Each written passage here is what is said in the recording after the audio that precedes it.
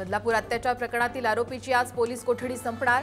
आरोपी अक्षय शिंदेला कल्याण सत्र न्यायालयामध्ये केलं जाणार हजर।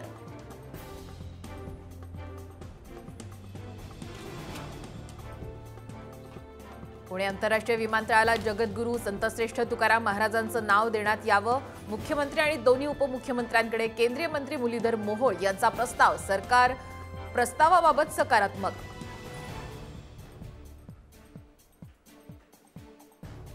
मुसळधार पावसामुळे दिंडोरीतील करंजवण धरण 100% भरलं। धरणातून 6500 क्युसेक वेगानं पाण्याचा विसर्ग। धरण भरल्यानं धरणावर तिरंगा रोषणाई।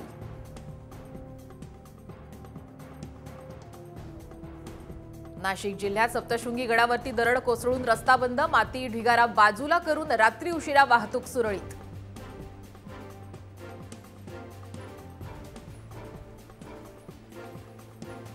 रत्नागिरीतील अणुस्कुरा घाटातील वाहतूक 2 दिवसांनंतरही ठप्पच। दरड हटवण्याचा प्रशासनाकडून युद्ध पातळीवर प्रयत्न।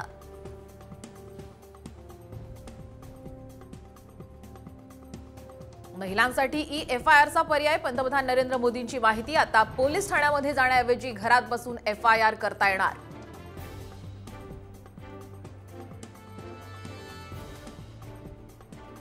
मुंबई गोवा महामार्गाची मुख्यमंत्री एकनाथ शिंदे करणार पाहणी। पळसपे ते सिंधुदुर्ग पर्यंत पाहणी दौरा करून महामार्गाच्या कामाचा घेणार आढावा।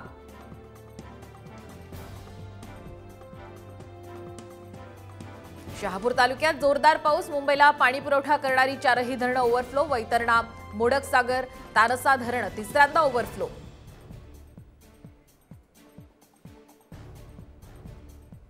पुण्यात कोयता गँगची दहशत। ऑन ड्युटी असलेल्या सहाय्यक पोलीस निरीक्षकावरती कोयता गँगचा हल्ला। दोन्ही आरोपींना अटक।